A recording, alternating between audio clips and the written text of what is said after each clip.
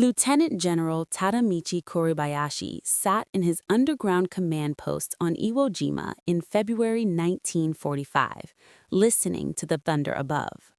For 9 months, American bombers had pounded the tiny volcanic island. For 3 days, battleships and cruisers had hurled shells at his defenses.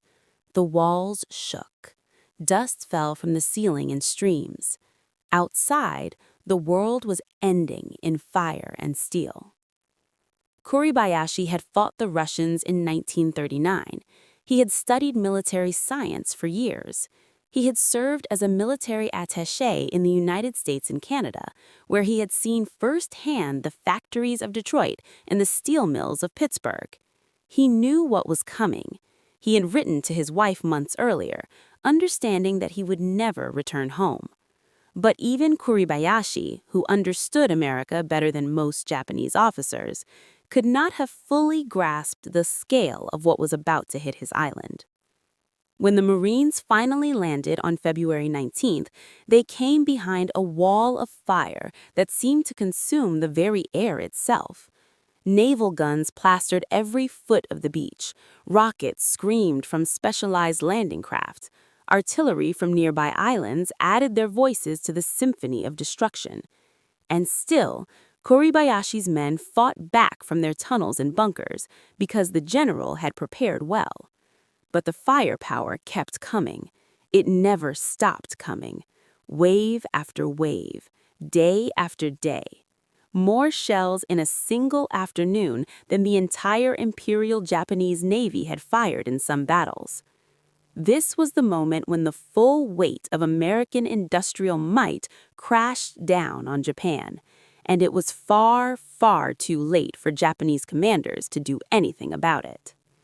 The story of how Japanese generals came to understand American firepower is not a story of a single battle or a single revelation.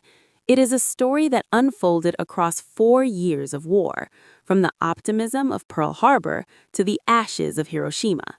It is a story of warnings ignored, assumptions shattered, and lessons learned when there was no more time to apply them. Admiral Yamamoto, commander of the combined fleet, saw it coming before the war even began. In mid-1941, when asked by Prime Minister Fumimaro Konoe about the outcome of a possible war with the United States, Yamamoto made his famous statement. He said that if ordered to fight, he could run wild for 6 months to a year, but he had utterly no confidence for the second and third years of the war. Yamamoto had studied at Harvard. He had served as a naval attaché in Washington. He had seen American factories and understood what they could produce when fully mobilized. But Yamamoto was in the minority. Most Japanese military leaders in 1941 believed they could win a quick war against the United States. They believed that American soldiers were soft, that American society was too individualistic to fight effectively, that the vast distances of the Pacific would protect Japan's conquests, and that a series of quick victories would force the Americans to negotiate a peace that would leave Japan's empire intact. They were wrong about all of it, but they would not understand the full extent of their error until it was too late to matter. The Japanese military in 1941 had reason for confidence. Their army had conquered Manchuria in 1931 and had been fighting in China since 1937. Their soldiers were tough, disciplined, and experienced. Their pilots were among the best-trained pilots in the world. Their naval aviators had practiced their skills in actual combat in China. They could conduct complex coordinated strikes. They could land on carriers at night.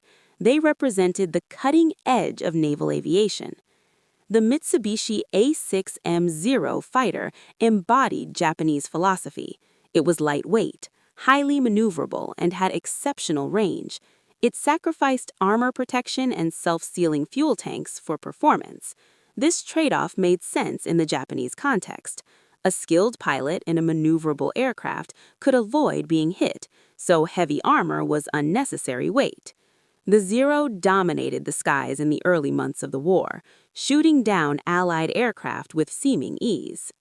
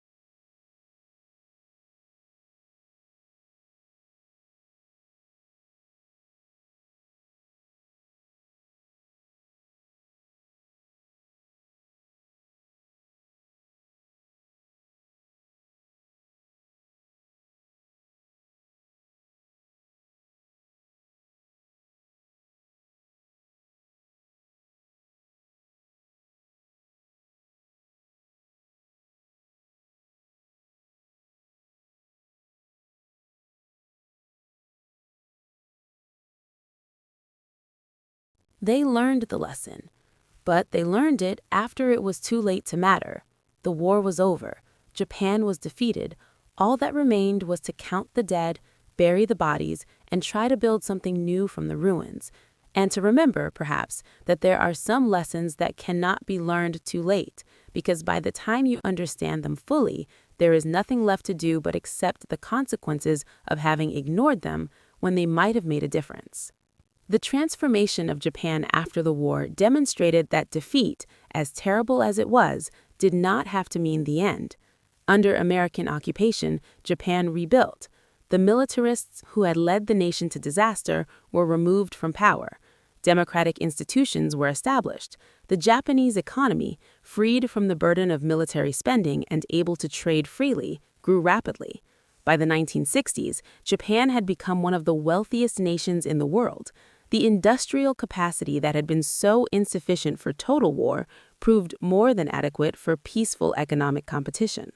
Some Japanese veterans, looking back on the war from the prosperity of the 1960s and beyond, concluded that defeat had been, in a paradoxical way, a blessing.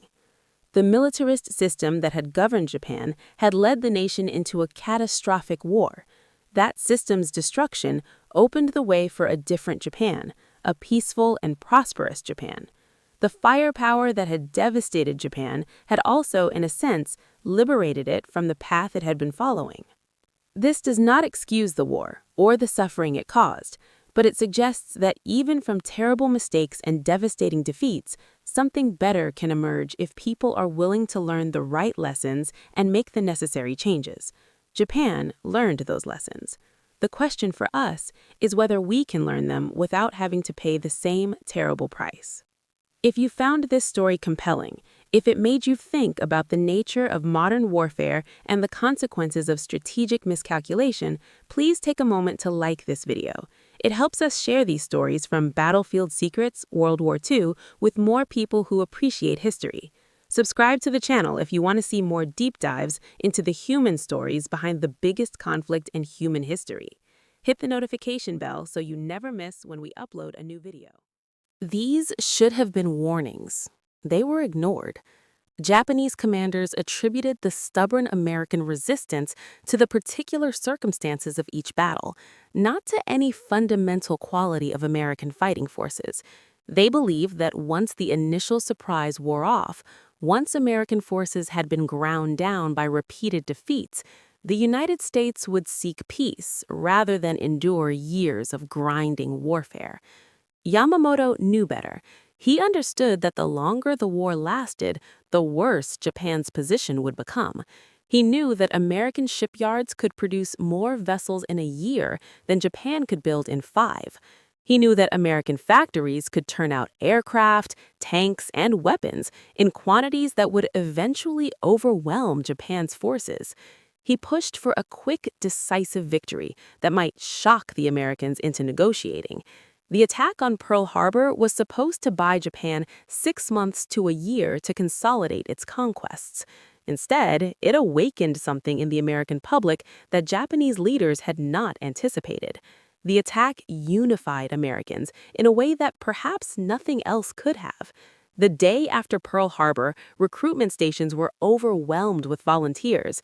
Factories began converting to military production. The sleeping giant that Yamamoto feared was stirring, and it was very, very angry. If there was a single moment when Japanese commanders began to understand what they were really facing, it was probably Guadalcanal. The campaign that began in August 1942 and ended in February 1943 became a crucible that tested both sides and revealed the fundamental imbalance between Japanese and American industrial capacity. The Japanese had established a seaplane base on Guadalcanal and were building an airfield when American Marines landed on August 7, 1942. The Japanese response was swift. They sent reinforcements by destroyer in fast night runs that became known as the Tokyo Express. They launched repeated attempts to retake the airfield that the Marines had captured and renamed Henderson Field. They committed elite units. They fought with desperate courage, and slowly, inexorably, they were ground down. What shocked Japanese commanders was not that the fighting was difficult. They had expected difficult fighting. What shocked them was the sheer volume of American firepower that could be brought to bear. Every time Japanese forces massed for an attack, American artillery tore them apart. Naval guns from offshore destroyed Japanese positions. Aircraft from Henderson Field struck Japanese supply convoys and troop concentrations. The Battle of the Tanaru River in August 1942 provided an early demonstration of what Japanese forces would face. Colonel Kiyanano Ichiki landed on Guadalcanal with about 900 troops from his regiment. He was an experienced officer, a veteran of campaigns in China and the Soviet border conflicts. He had been told that only about 2,000 Marines were on Guadalcanal, and he believed that a bold night attack could sweep them into the sea. Ichiki's confidence was typical of Japanese military thinking at the time. Japanese fighting spirit and superior night fighting tactics would overcome American numerical advantages. The attack began just after midnight on August 21st. Ichiki's troops advanced in organized waves toward the Marine perimeter. They were met with a wall of fire that seemed to come from everywhere at once. Marine riflemen, machine gunners, and artillery crews had been alerted to the attack and were ready. The Marines had established overlapping fields of fire. They had pre-registered artillery targets. They had clear communications and responsive command. The Japanese attack dissolved in minutes. Waves of troops were cut down as they advanced. Those who made it to the American positions found themselves in hand-to-hand combat with Marines who fought with equal ferocity. At dawn, Marine tanks counterattacked, crushing Japanese positions. Of Ichiki's 900 troops, fewer than 30 escaped. The rest were killed. Ichiki himself burned his regimental colors and committed suicide rather than report his failure. This battle should have been a warning. A force of elite Japanese troops attacking at night using tactics they had perfected had been annihilated. But Japanese commanders attributed the defeat to bad luck, to Ichiki's rashness, to local circumstances. They did not yet understand that they were facing a fundamental problem. American forces could coordinate their firepower in ways that made frontal assaults suicidal, regardless of Japanese determination or tactical skill. On the night of October 13th to 14th, 1942, the Japanese battleships Kongo and Haruna bombarded Henderson Field with their 14-inch guns. Over 83 minutes, they fired 973 shells into the American perimeter. The bombardment heavily damaged both runways, destroyed 48 of the American aircraft stationed there, and killed 41 men. It was devastating. It was the kind of blow that should have crippled the American position for weeks. The next day, American engineers had the runways operational again. Within days, replacement aircraft had arrived to replace those destroyed. The bombardment that had taken months of Japanese planning and had expended massive quantities of scarce ammunition had achieved nothing lasting. This was a pattern that would repeat itself throughout the Pacific War. Japanese forces could inflict damage, sometimes severe damage, but they could not inflict damage faster than American industry could replace what was lost. Major General Kiyotake Kawaguchi led Japanese forces in the Battle of Edson's Ridge in September 1942. His 6,000 troops attacked the Marine perimeter in a series of banzai charges that were met with devastating firepower. American artillery, coordinated by radio with forward observers, called down fire on Japanese concentrations with lethal precision. Machine guns positioned on the ridge cut down waves of attacking troops. When the battle ended, Kawaguchi had lost more than half his force. The Marines had held. In his post-war accounts, Kawaguchi expressed his shock at American artillery capabilities. Japanese artillery doctrine emphasized mobility and quick displacement. American artillery doctrine emphasized massing fires and maintaining sustained barrages. When Japanese forces attacked, they often found themselves walking into a storm of shells that seemed to come from everywhere at once. American batteries could coordinate their fires, could respond quickly to calls for support, and seemed to have an inexhaustible supply of ammunition. Kawaguchi also noted the use of radios for coordinating fires. Japanese forces relied more heavily on runners and telephone lines, which were vulnerable to disruption. American radio networks meant that forward observers could call for fire support instantly, that artillery batteries could coordinate their fires, that commanders could respond to changing situations without delay. This seemingly simple technological advantage translated into overwhelming tactical superiority in the actual conduct of battle. The naval battles around Guadalcanal told a similar story. The Japanese won tactical victories. At the Battle of Savo Island in August 1942, Japanese cruisers sank 4 Allied heavy cruisers in a brilliant night action. But even in victory, Japanese commanders noticed something troubling. The American ships fought fiercely even when outmatched. Their crews showed no signs of the weakness or lack of fighting spirit that Japanese propaganda had predicted. And more American ships kept arriving to replace those sunk. Rear Admiral Gunichi Mikawa, who commanded the Japanese forces at Savo Island, achieved a stunning tactical victory, but failed to follow up by attacking the vulnerable American transports. His caution was criticized afterward, but Mikawa understood something that his critics did not. Even a successful attack on the transports would not change the strategic situation. More American ships would come, more American troops would land. The fundamental imbalance remained. Mikawa's victory at Savo Island was impressive, but it accomplished nothing lasting.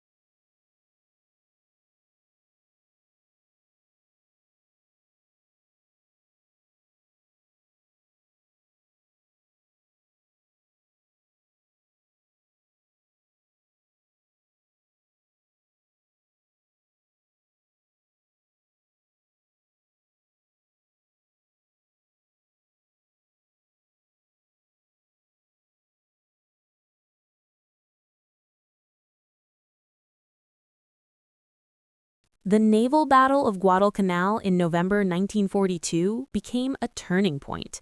Japanese forces were attempting to land reinforcements for another attempt to retake Henderson Field.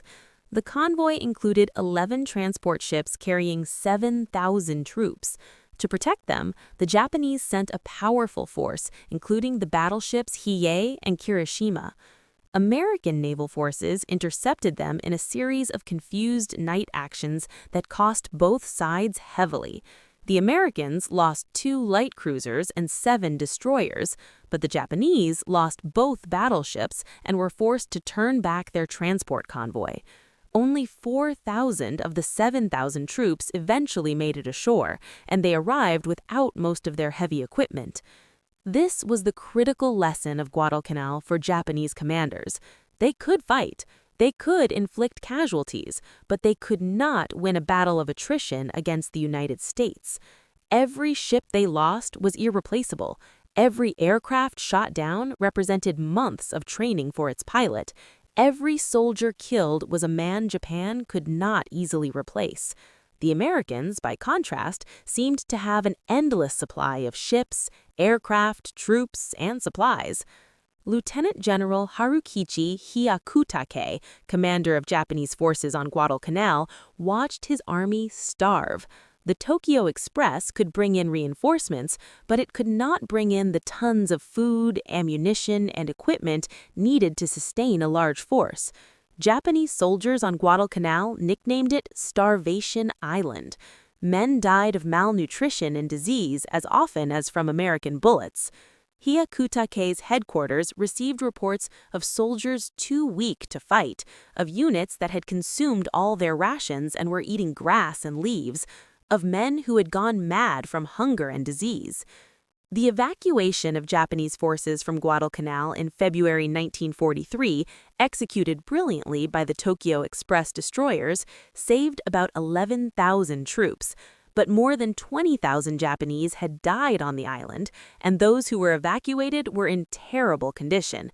Many died shortly after being brought off the island. The survivors were emaciated, diseased, and psychologically shattered. Photographs of evacuated Japanese soldiers from Guadalcanal show men who look like walking skeletons, hollow-eyed and barely alive. When the Japanese finally evacuated in February 1943, they left behind more than 20,000 dead. American casualties were much lighter, and the victory gave the United States a forward base for further operations in the Solomon Islands. In post-war interviews and memoirs, Japanese officers who fought at Guadalcanal consistently mentioned American firepower as a decisive factor. They had expected to face an enemy who would crack under pressure. Instead, they found themselves facing an enemy who seemed to grow stronger the longer the battle lasted. Every time the Japanese thought they had the Americans on the ropes, more supplies would arrive, more reinforcements would land, more aircraft would appear over Henderson Field. One Japanese officer, whose account was preserved in post-war records, described an assault on American positions in which his troops advanced under cover of darkness, hoping to get close enough to use grenades and bayonets. American flares lit up the night. Artillery fire came down with shocking accuracy. Machine guns opened up from multiple directions. The attack dissolved in minutes. The survivors retreated, leaving hundreds of dead behind. The officer wrote that he had never imagined firepower could be so intense, so coordinated, so devastating. This was the reality that Japanese commanders were beginning to understand. American firepower was not just about having more guns or more shells. It was about coordination, communication, and logistics. American forward observers could call in artillery support by radio. American pilots could respond to requests for air support within minutes. American ships offshore could lay down barrages guided by aerial spotters.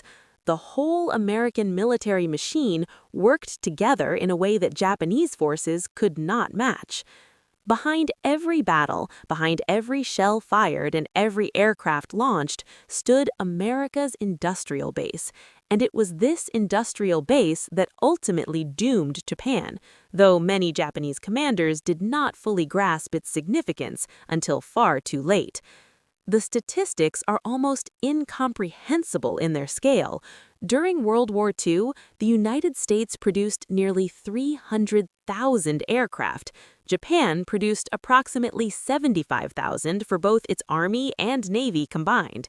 In 1944 alone, the United States built more aircraft than Japan built during the entire war. Let that sink in for a moment. 1 year of American production exceeded 6 years of Japanese production. To understand what this meant in practical terms, consider the aircraft balance. In the 3 years following the Battle of Midway in June 1942, Japan built 6 aircraft carriers. The United States built 17 fleet carriers, along with scores of escort carriers. Each American carrier represented thousands of workers, millions of man-hours, vast quantities of steel and other materials, and the Americans were building them faster than Japanese forces could sink them. The Essex-class carriers that formed the backbone of American carrier task forces were marvels of industrial production. Each ship displaced about 27,000 tons, required over 3 million man-hours to build, and could carry more than 90 aircraft. American shipyards launched 24 of these vessels during the war. They were built in different shipyards simultaneously, using standardized designs and mass production techniques. The first Essex-class carrier took 20 months to build. Later ones took only 15 months. Japanese shipyards, by contrast, struggled to complete even a handful of carriers during the same period. The Shinano, converted from a Yamato-class battleship hull, took 2 years to complete and was sunk by an American submarine 10 days after commissioning. Japanese industrial capacity could not keep up with losses. Each Japanese carrier sunk represented an irreplaceable loss. Each American carrier sunk was mourned but could be replaced. The disparity in other categories was equally dramatic. The United States built 88,000 tanks during the war. Japan built 2,500. American factories produced 2.68 million machine guns. Japan produced 380,000. American factories manufactured 2.38 million trucks. Japan made 166,000. In artillery pieces, the difference was 257,000 American guns to 13,500 Japanese. In every category of military hardware, American production dwarfed Japanese output. These numbers take on even more significance when you consider that the United States was simultaneously fighting a major war in Europe and North Africa. American production had to equip not only American forces. These numbers were not secrets. Japanese military planners had access to intelligence about American industrial capacity, but they did not believe the numbers. They thought the figures must be propaganda, exaggerations meant to intimidate. When Hitler's advisors told him about Roosevelt's call in 1940 for the production of 185,000 aircraft, Hitler laughed and called it American boasting. Japanese leaders made the same mistake. The Ford Motor Company's Willow Run plant in Michigan became a symbol of American industrial might. The plant produced B-24 Liberator bombers on an assembly line. The B-24 had 1.5 million parts compared to 15,000 in a typical Ford automobile. Yet Willow Run workers produced these massive bombers at a rate of 1 every 63 minutes at peak production. The plant ran 24 hours a day, 7 days a week. At its peak, Willow Run employed 42,000 workers and was producing bombers faster than the Army Air Forces could train crews to fly them. The Willow Run facility covered 3.5 million square feet under one roof, making it one of the largest buildings in the world at the time. The assembly line for the B-24 was over a mile long. Parts and subassemblies flowed to the line from feeder factories across the Midwest. Engines came from one plant, wings from another, instruments from a third. Everything converged at Willow Run, where workers assembled the complete aircraft. The system required coordination among hundreds of suppliers, thousands of workers, and millions of parts, and it worked. Japanese factories simply could not match this scale of production. Japanese industry was less mechanized, more reliant on skilled craftsmen rather than assembly line workers. This approach produced high-quality individual items, but it could not produce them in the quantities needed for total war. A Japanese aircraft factory might employ highly skilled workers who carefully assembled each plane by hand. An American factory employed workers who each performed one specialized task on an assembly line, producing planes far faster. The Nakajima Aircraft Company was Japan's largest aircraft manufacturer.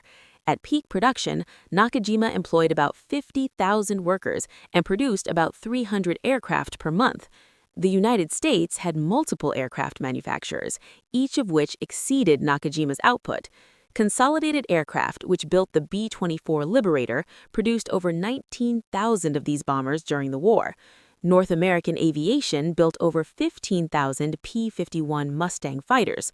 Boeing produced over 12,000 B-17 Flying Fortress bombers. Each of these manufacturers outproduced the entire Japanese aircraft industry.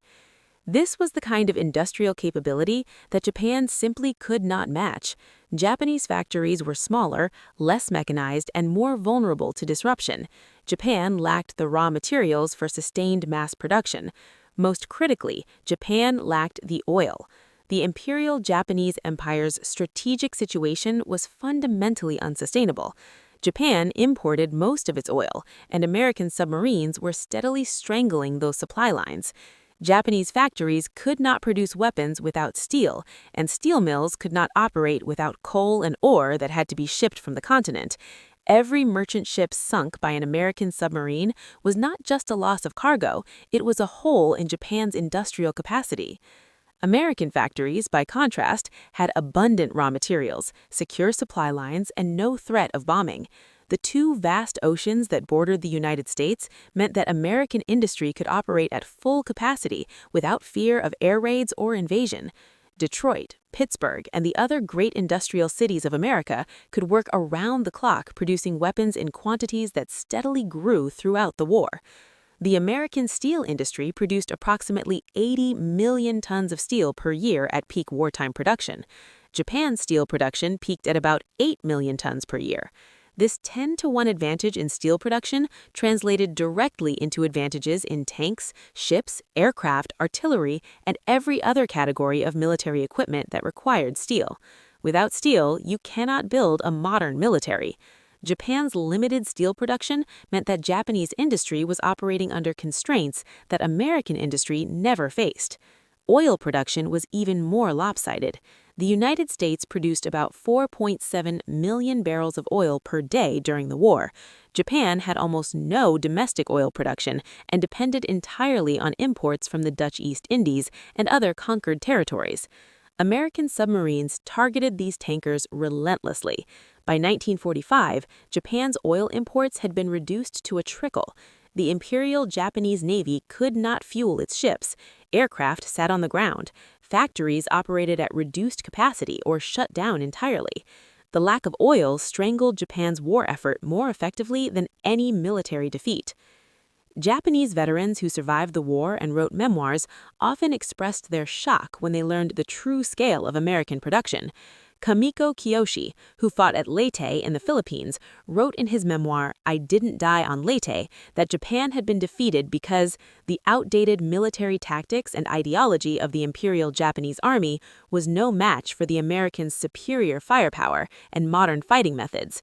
Kamiko and other veterans came to understand that no amount of fighting spirit could overcome such a massive material disadvantage.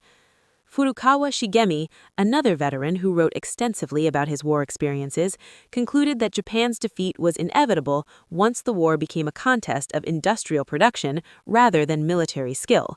He noted that Japanese soldiers were often better trained than American soldiers, that Japanese tactics were sometimes superior, that Japanese equipment was sometimes more advanced. But none of this mattered when the Americans could lose 10 tanks and replace them with 20, could lose 100 aircraft and replace them with 200, could sustain casualty rates that would have broken Japan's military. The turning point in the air war illustrates the industrial imbalance perfectly. In the early months of the war, Japanese pilots flying Zero fighters seemed nearly invincible. The Zero was lighter, more maneuverable, and had longer range than American fighters. Japanese pilots were superbly trained and had extensive combat experience from the war in China. But the Americans adapted. They developed tactics that used their fighters' strengths against the Zero's weaknesses. They built new aircraft like the F-6 Hellcat that could match or exceed the Zero's performance. And most importantly, they built these new aircraft by the thousands while training new pilots in an endless stream. The F-6 Hellcat entered service in 1943 and quickly became the dominant fighter in the Pacific. Grumman aircraft built over 12,000 Hellcats during the war. The Hellcat was heavier than the Zero, less maneuverable in some respects, but faster, better protected, and able to absorb significant battle damage. It was designed to be built quickly and maintained easily. American pilots and Hellcats shot down Zeros at rates that approached 10-to-1. The industrial advantage translated into tactical dominance. Japan could not keep up. Training a skilled pilot took months, even years. When an experienced Japanese pilot was killed, he was almost impossible to replace. By 1944, many Japanese pilots were going into combat with basic training, sometimes with fewer than 100 hours of flight time. They were facing American pilots flying superior aircraft, pilots who had the benefit of learning from the experiences of those who came before them. The results were predictable.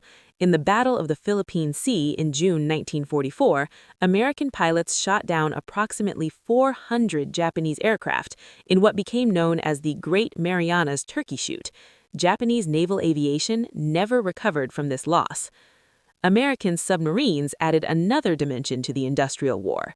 Japanese merchant shipping losses mounted steadily throughout the war.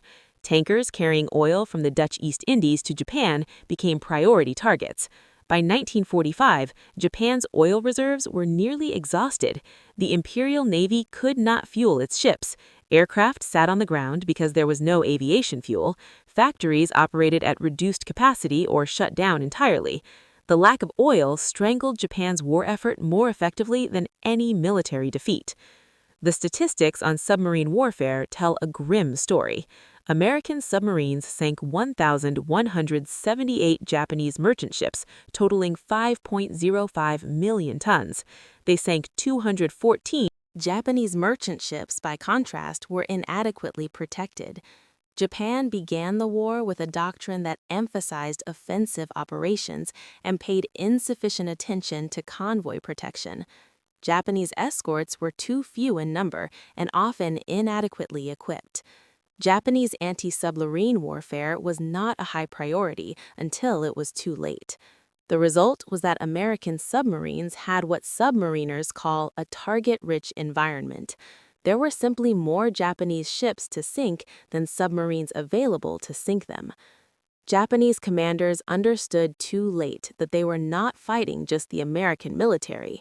They were fighting American factories, American shipyards, American oil fields, American farms, American railroads, and the entire American economic system. And that was a fight Japan could never win. As the war progressed and American forces moved closer to Japan, the disparity in firepower became even more pronounced.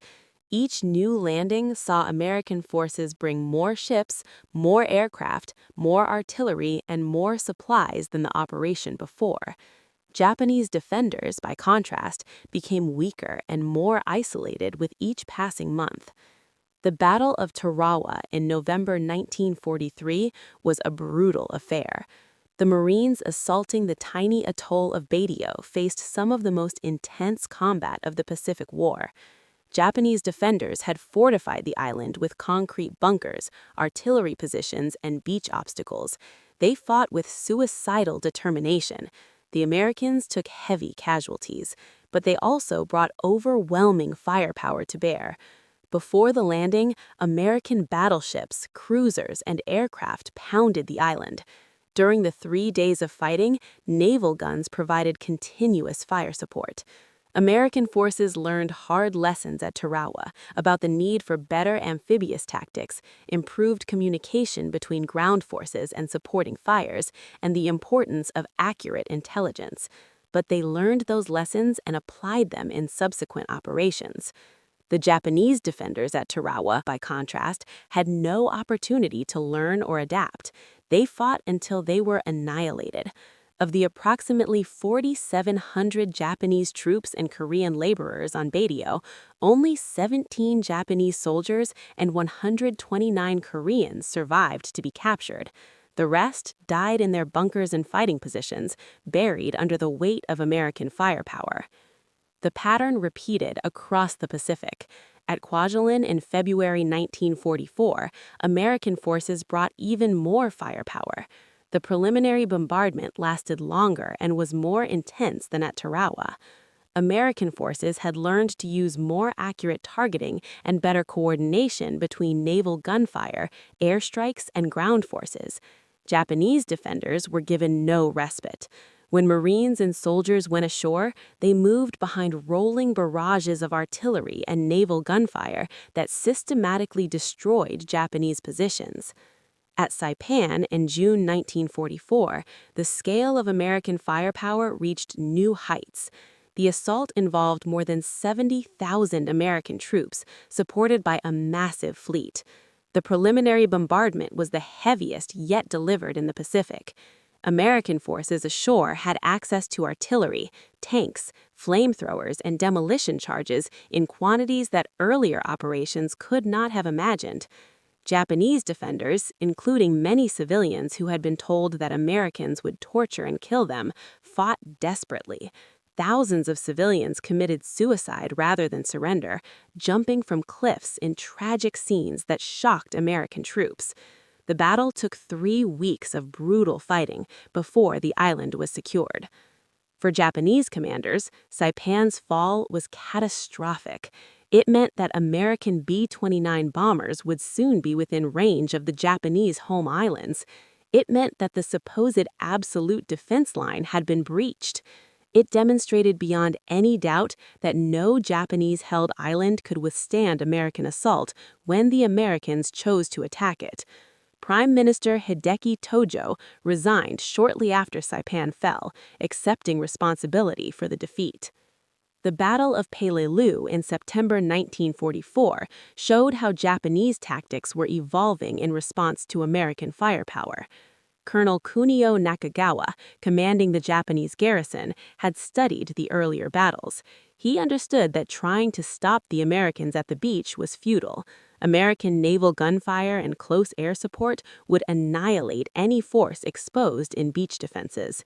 Instead, Nakagawa pulled his forces inland and fortified a complex of caves and ridges in the center of the island. He created a defense in depth that would force the Americans to root out every position in close combat where American firepower advantages would be reduced. The tactic worked to a degree. The battle for Peleliu lasted more than 2 months and cost the Marines heavy casualties, but Nakagawa and his garrison were still annihilated. The difference was that it took longer and cost more American lives. The ultimate outcome was never in doubt. American forces could call in naval gunfire, airstrikes, artillery barrages, tanks, flamethrowers, and demolitions whenever they encountered resistance. Japanese forces could only fight until their ammunition ran out, then die in their positions. When the battle ended, Nakagawa and his surviving troops conducted a final suicidal attack rather than surrender.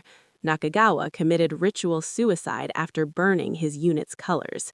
His garrison was erased. These island battles taught Japanese commanders bitter lessons. They learned that courage and determination could not stop American attacks. They learned that defensive positions, no matter how well constructed, could be reduced by American firepower. They learned that Japanese tactics that worked against Chinese forces, or even against European forces in the early months of the war, were inadequate against the combination of American material superiority, tactical adaptation, and ruthless determination. In post-war accounts, surviving Japanese officers from these campaigns consistently expressed their shock at the sheer volume of American firepower. One officer who survived Saipan described watching American battleships fire broadside after broadside into Japanese positions on the island's high ground. He wrote that the explosions were continuous, that the noise was beyond anything he had ever experienced, that the earth itself seemed to shake and come apart. His men cowered in their bunkers and trenches, unable to fight back, just trying to survive the storm of steel. When the bombardment finally lifted and American troops advanced, his surviving soldiers were too shell-shocked to mount effective resistance.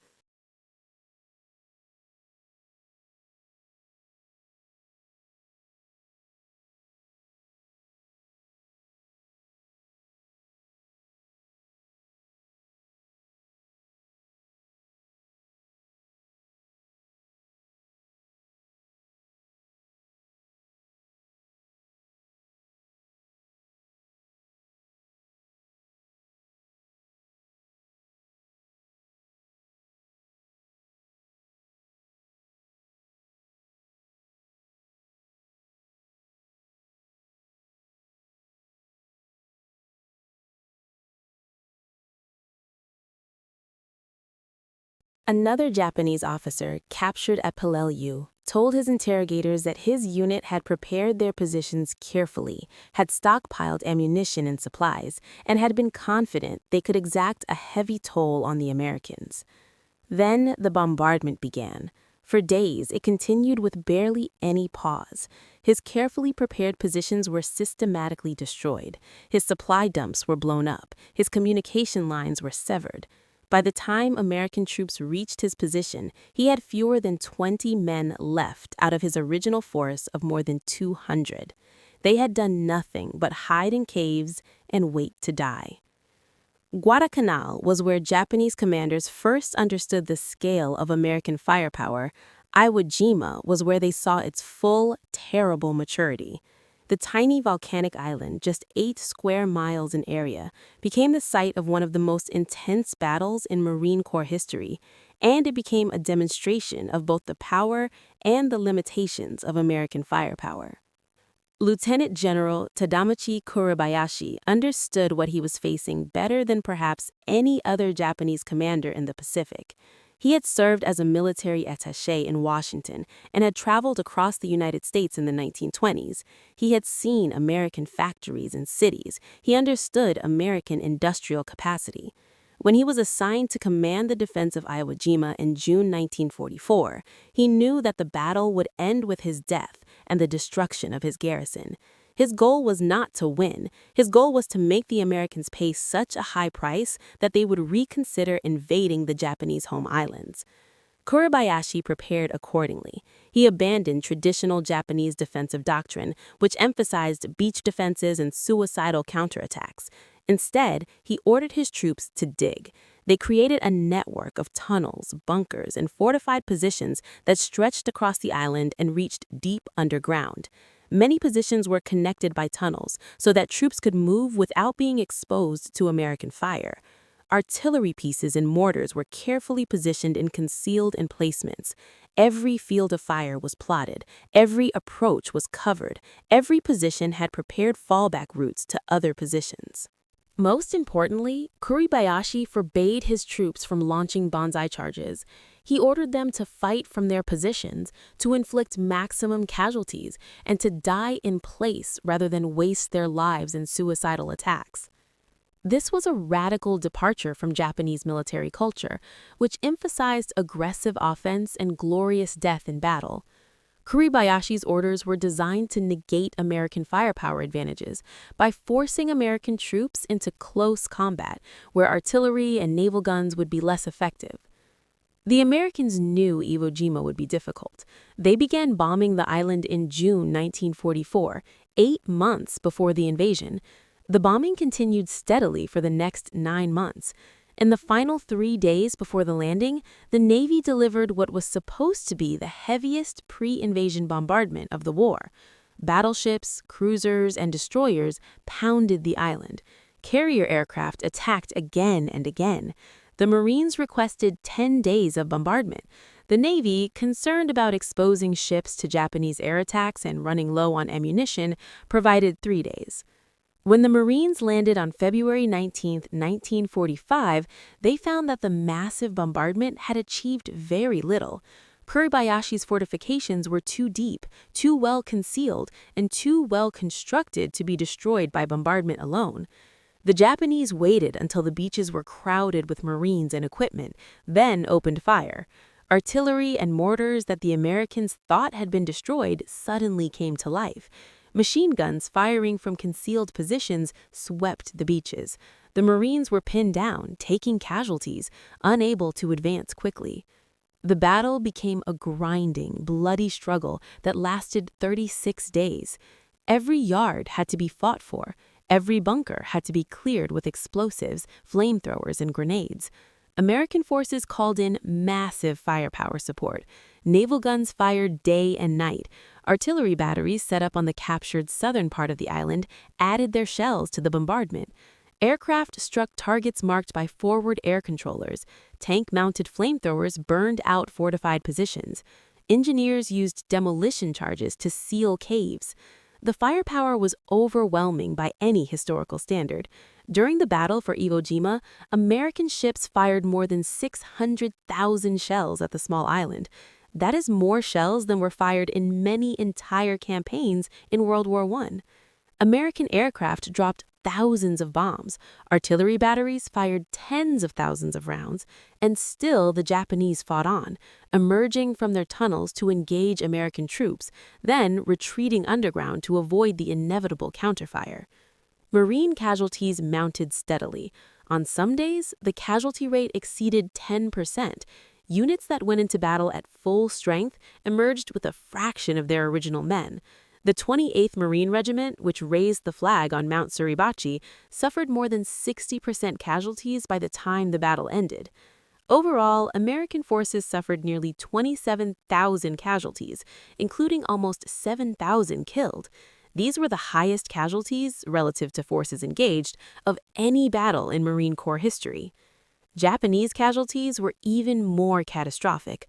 Of the approximately 21,000 Japanese troops on Iwo Jima, nearly all were killed. Only about 200 were captured, most of them too badly wounded to continue fighting. The rest died in their positions or in the tunnels, buried under thousands of tons of shells and bombs. Kuribayashi himself died sometime in late March, probably in the final suicidal attack by his remaining troops. His body was never identified. The scale of American firepower at Iwo Jima was unprecedented, yet it was not enough to prevent heavy American casualties. This was the lesson that terrified American planners as they looked toward the invasion of Japan itself. If a small island defended by 21,000 troops could inflict 27,000 casualties despite being buried under the most intense bombardment in history, what would happen when American forces invaded Japan proper, where millions of Japanese troops and civilians were preparing to fight to the death? Kuribayashi's preparations had worked, in a sense. He had made the Americans pay a terrible price. But the cost to his own forces was complete annihilation, and more importantly, his success in delaying the Americans and inflicting heavy casualties did not change the strategic situation at all. Iwo Jima fell. American B-29 bombers gained an emergency landing field that would save the lives of thousands of American aircrews. Fighter escorts based on Iwo Jima could now accompany the bombers to Japan. The strategic objective was achieved. The only question was the price. In post-war assessments, some American military leaders questioned whether Iwo Jima had been worth the cost. Some argued that the island could have been bypassed, that its airfields were not essential, that the casualties were too high. Japanese military analysts studying the battle after the war had a different perspective. They saw Iwo Jima as a demonstration that the statistics are staggering. During the battle, American forces fired more than 2.4 million artillery shells. Naval guns added another 600,000 shells to this total. American aircraft flew more than 40,000 sorties. The bombardment was continuous and overwhelming. Yet Japanese forces continued to fight from their positions, emerging to engage American troops when they advanced, retreating underground when American firepower became too intense. Japanese forces also introduced a new weapon that would have a profound psychological impact on American forces: the kamikaze. These suicide aircraft, flown by pilots who had no intention of returning, targeted American ships supporting the Okinawa campaign.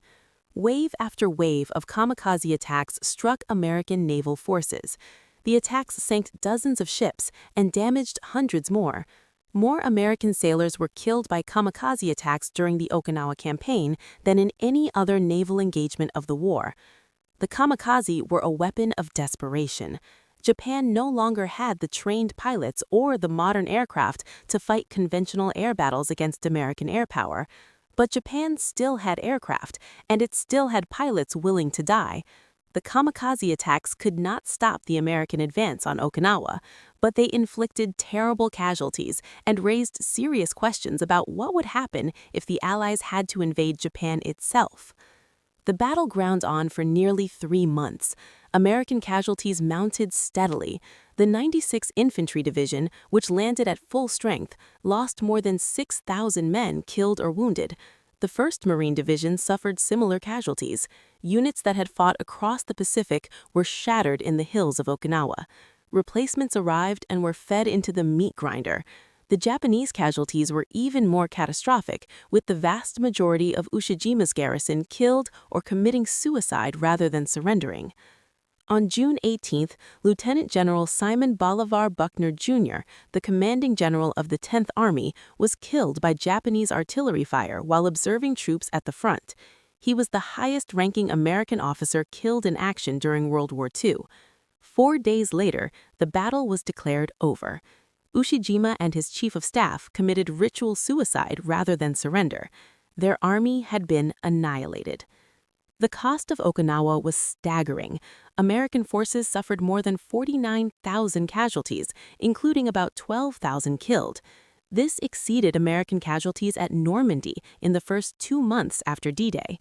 Japanese military casualties exceeded 90,000 killed. But perhaps the most tragic aspect of Okinawa was the civilian death toll. Somewhere between 40,000 and 150,000 Okinawan civilians died during the battle, caught between the two armies, killed by artillery and airstrikes, forced to commit suicide by Japanese soldiers who told them the Americans would torture and murder them, or simply starving in the ruins of their homes. For American military planners, Okinawa was deeply troubling. The island had been conquered, but at a terrible price, and Okinawa was just one island. The invasion of Japan itself would be incomparably more difficult. Intelligence estimates suggested that Japan had mobilized millions of soldiers and civilians to defend the home islands. American planners estimated that the invasion of just the southmost home island of Kyushu would result in hundreds of thousands of American casualties, with the total casualties for the complete conquest of Japan potentially exceeding 1 million. For Japanese military leaders, Okinawa demonstrated that even a determined defense against overwhelming American firepower could only delay the inevitable. Every Japanese defensive position could be reduced by American firepower. Every Japanese attack was met with devastating counterfire. Japanese forces could fight, could inflict casualties, could die bravely, but they could not win. The material imbalance was simply too great.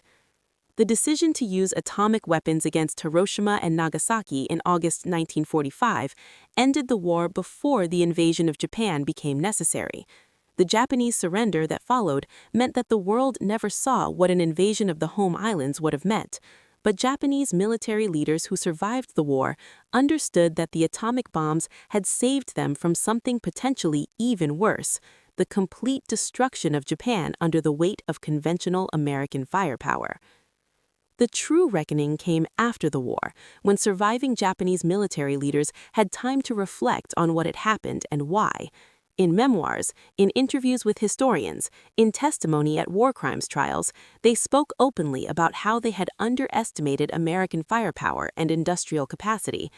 General Tomoyuki Yamashita, the so-called Tiger of Malaya, who had conquered Singapore in 1942, faced an American military tribunal after the war.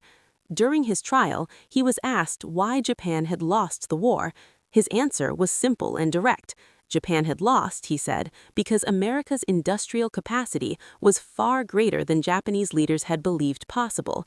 He spoke of fighting in the Philippines in 1944 and 1945, where his forces were ground down by an enemy that seemed to have unlimited ammunition, unlimited supplies, and unlimited reinforcements.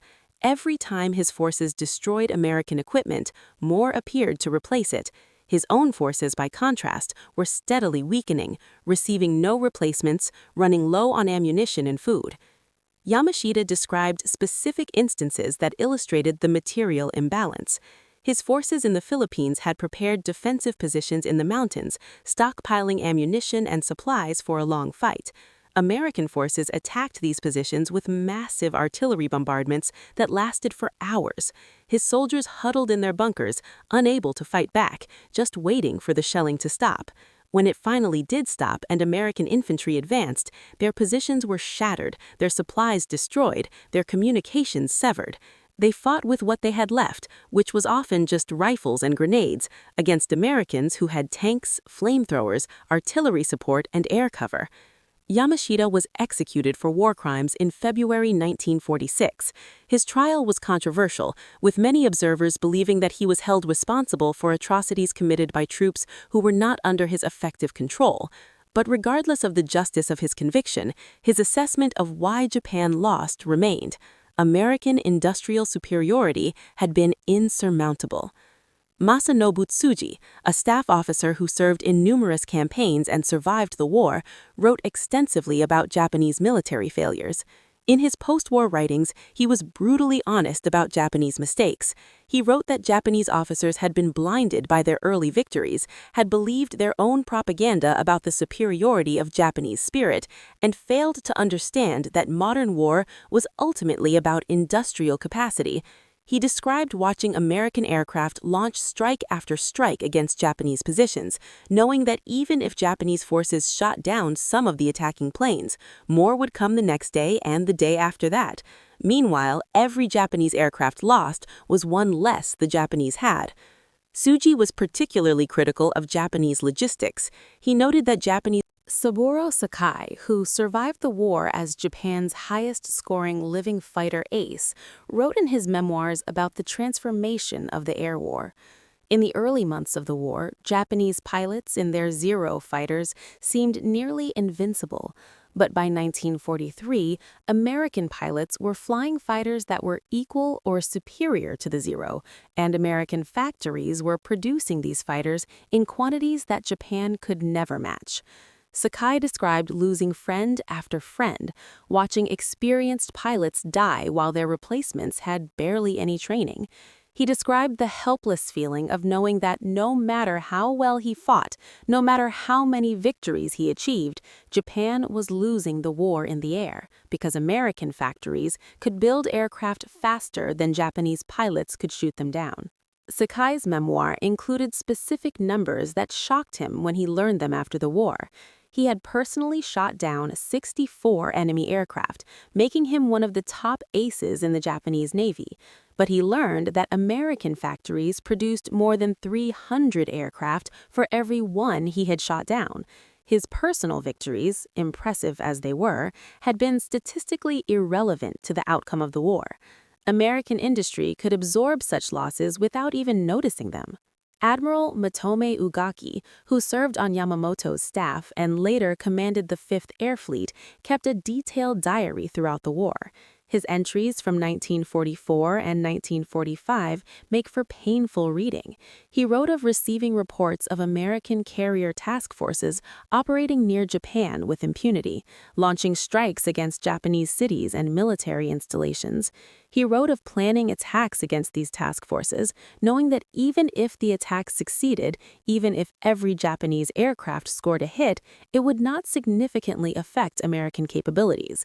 He wrote of the frustration of watching the American advance, knowing that every battle brought the enemy closer to Japan, unable to do anything to stop it.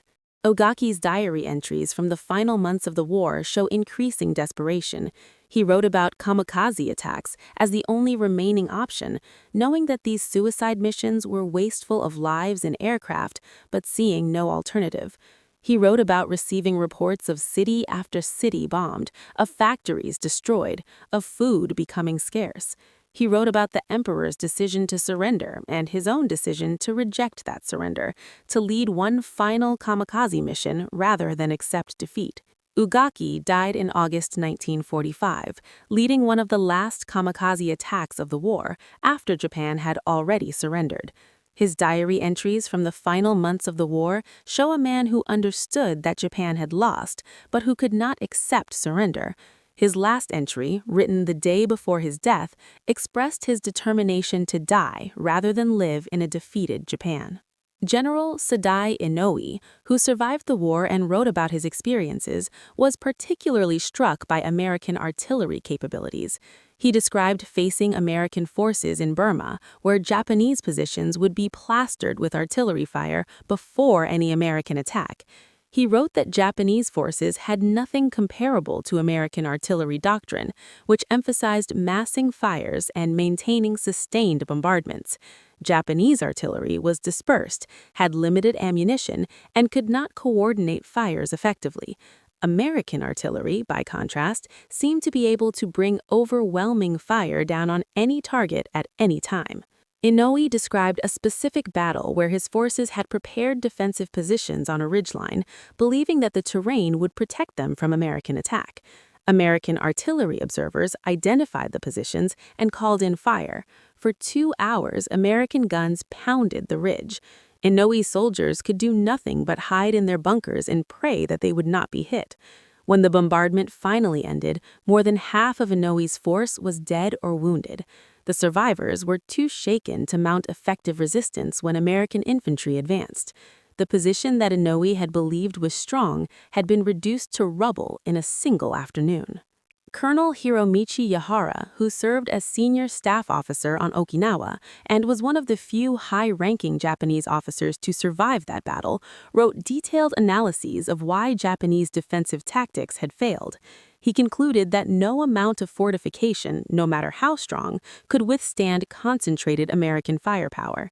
He described positions that Japanese troops had worked for months to prepare, constructing elaborate bunkers and tunnel systems, only to see them systematically destroyed by American bombs, shells, and flamethrowers. He noted that American forces had time, had ammunition, and had patience to reduce every position methodically. Yahara was particularly critical of the decision to make suicidal counterattacks during the Okinawa campaign. He had argued against these attacks, believing that Japanese forces should remain in their defensive positions and force the Americans to take each position at maximum cost. His advice was overruled by more senior officers who believed that offensive action, even if suicidal, was preferable to passive defense. The result, Yahara believed, was that Japanese forces wasted themselves in futile attacks rather than making the Americans pay the highest possible price for their advance. General Masade Kawabe, who commanded the Burma Area Army, wrote post-war analyses that focused on logistics and supply. He noted that Japanese forces in Burma had been defeated as much by starvation and disease as by American and British firepower. Their troops had been unable to maintain supply lines through the jungle. They had been cut off from reinforcements and resupply. Meanwhile, Allied forces had been supplied by air, receiving everything they needed despite operating in one of the most difficult terrains in the world. This logistical superiority, Kawabe concluded, had been decisive. Lieutenant General Tadamichi Kuribayashi, who commanded Japanese forces on Iwo Jima, left letters and orders that revealed his understanding of what his men faced. In letters to his family, he acknowledged that he would not survive the battle. In orders to his troops, he forbade wasteful banzai charges and insisted that every man fight from his position until death. Kuribayashi understood that Japanese tactics had to adapt to account for overwhelming American firepower, but he also understood that adaptation could only delay defeat, not prevent it. Kuribayashi's last letter to his wife, written before the battle began, expressed his clear-eyed assessment of the situation. He wrote that he and his men would die on Iwo Jima, but that their deaths would serve Japan by delaying the American advance. He understood that firepower alone could not determine the outcome of the battle, that American forces would have to pay in blood for every yard of ground. His strategy was to make that price as high as possible. In this limited sense, he succeeded. Iwo Jima cost the Americans heavily, but Kuribayashi also understood that his success only delayed the inevitable. Japan would lose the war regardless of how bravely his men fought. These post-war reflections shared common themes. Japanese commanders consistently expressed shock at the scale of American firepower. They noted that American forces seemed to have unlimited ammunition and supplies. They observed that American forces could coordinate air, naval, and ground firepower in ways that Japanese forces could not match. They acknowledged that American logistics systems were far superior to Japan. Prime Minister Hideki Tojo, who led Japan for most of the war, refused to acknowledge Japanese responsibility for starting the war during his trial. But even Tojo had to admit that Japan had underestimated American military capacity. In his final statement before execution, he urged the American military to show compassion to the Japanese people, acknowledging that they had suffered terribly from air attacks and atomic bombing. His words suggested an understanding, too late, of the consequences of challenging American power. The collective testimony of these Japanese military leaders painted a consistent picture.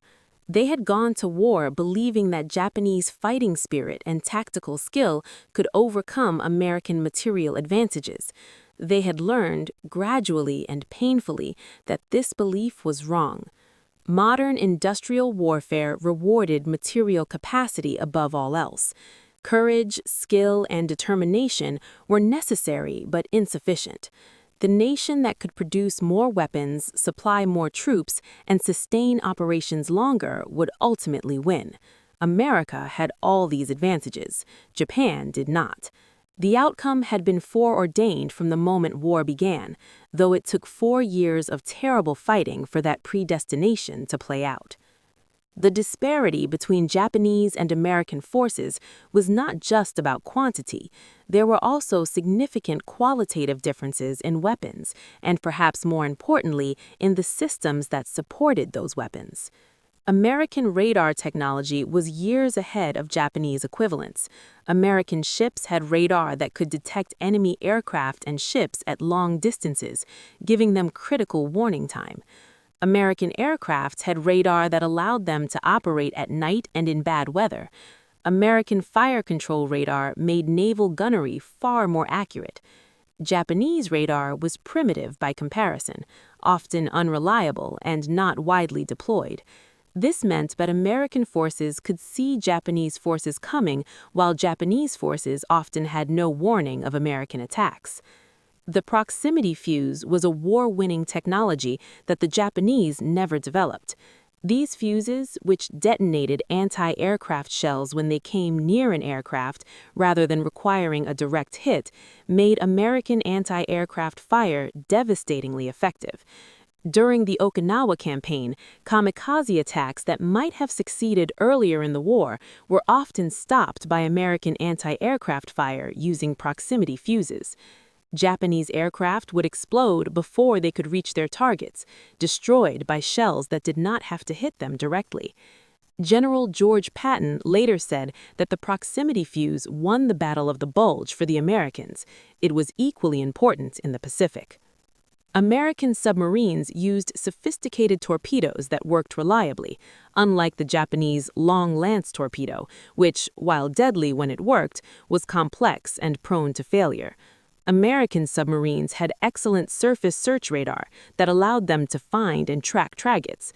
They had secure communications that allowed them to operate in coordinated wolf packs.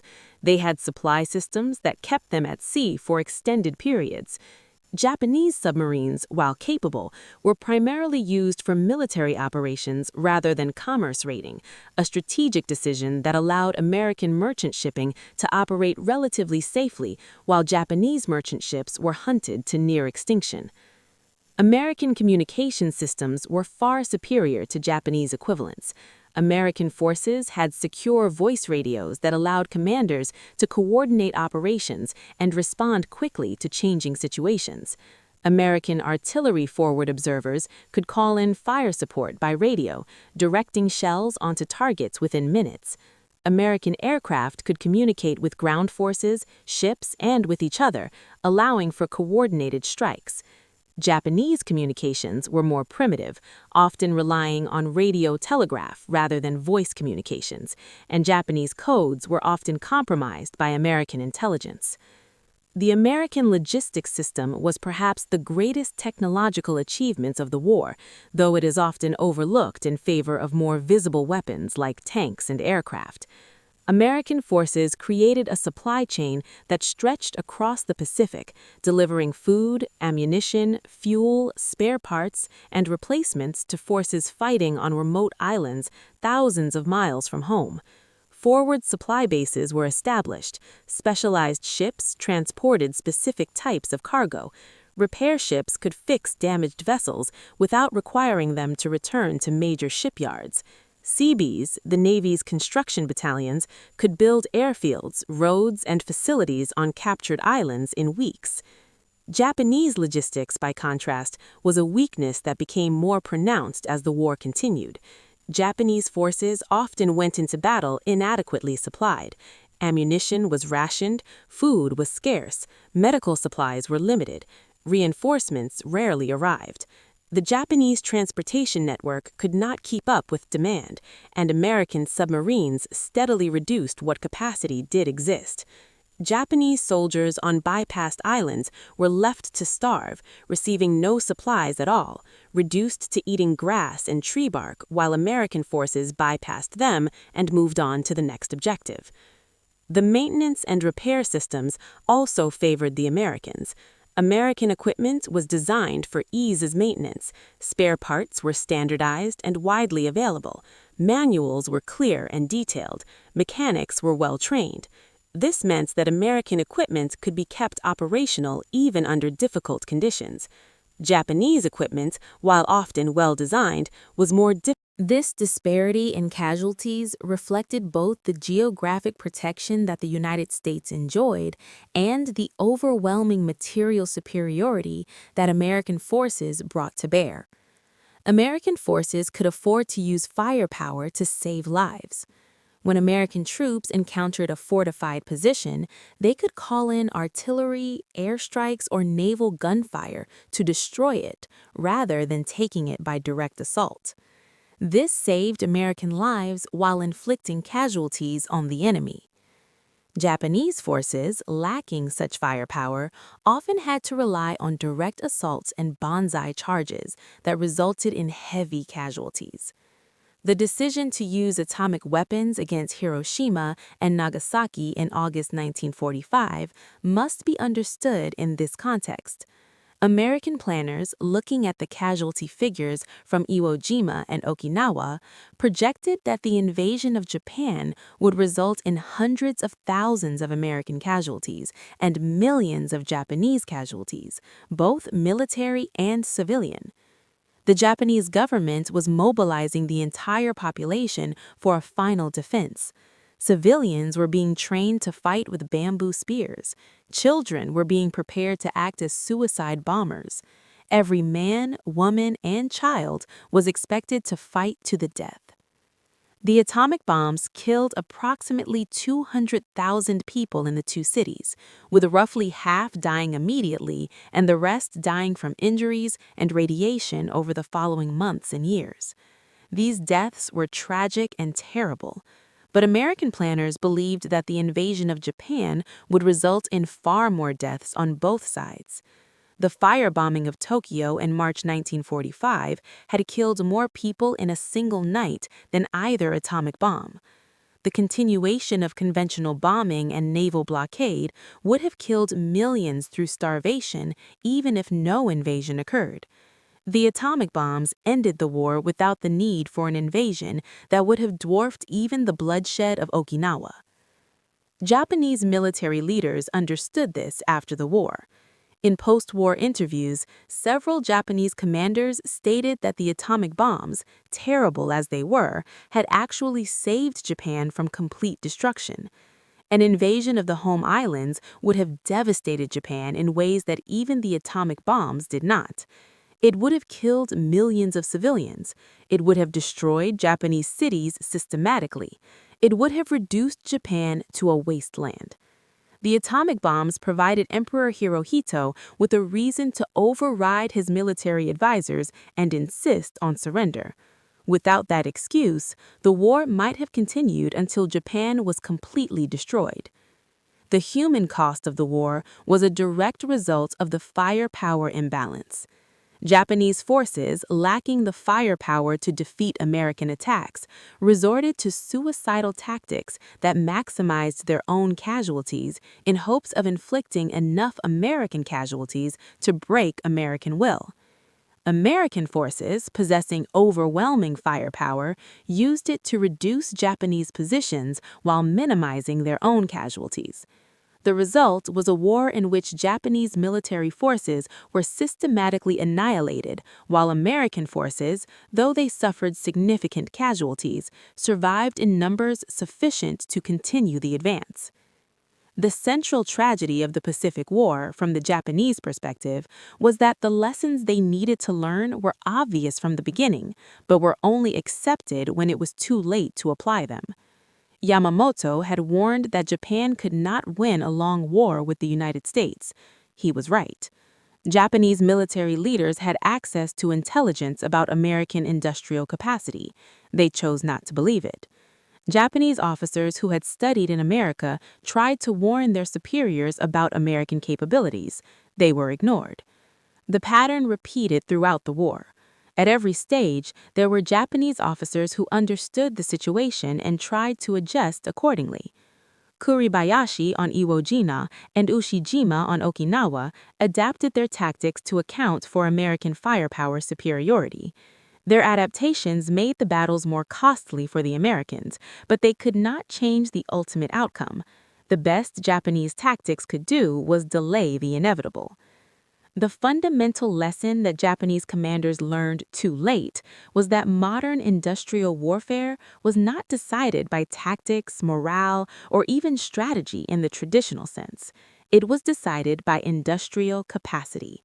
The nation that could produce more ships, more aircraft, more ammunition, and more supplies would ultimately win, assuming that its military could use those resources with reasonable competence.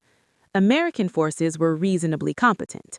Japanese forces were often more than reasonably competent, but competence could not bridge the industrial gap. This lesson had implications beyond the immediate military situation. It meant that Japan's entire strategic position in 1941 was hopeless. Japan could not defeat the United States in a long war. Japan could not defeat China, which had far greater population and resources, in a long war. Japan's only chance was to win quickly, to force its enemies to negotiate before their industrial superiority could be brought to bear.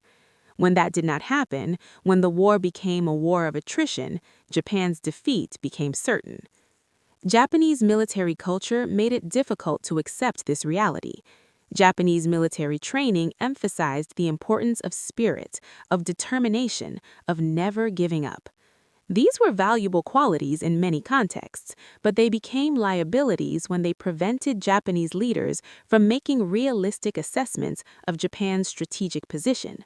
Admitting that Japan could not win would have seemed like defeatism, like a betrayal of the troops who were fighting and dying. So Japanese leaders continued to speak of victory, continued to plan. Japanese torpedo bombers had perfected their techniques to a degree that no other nation matched. The attack on Pearl Harbor demonstrated this capability. Japanese pilots launched their torpedoes in Pearl Harbor's shallow waters, something that many experts had thought impossible. The torpedoes ran true and struck their targets. American battleships that were supposed to be safe in harbor were devastated. The technical skill required for this attack was extraordinary, and it validated years of specialized training. Most importantly, Japan had achieved a string of stunning victories that seemed to validate their military doctrine. The attack on Pearl Harbor had crippled the American battleship fleet. Hong Kong fell in 18 days. Singapore, the supposedly impregnable fortress, surrendered in just over 2 months. The Philippines fell despite fierce American and Filipino resistance. The Dutch East Indies, with its precious oil resources, came under Japanese control. Burma was conquered.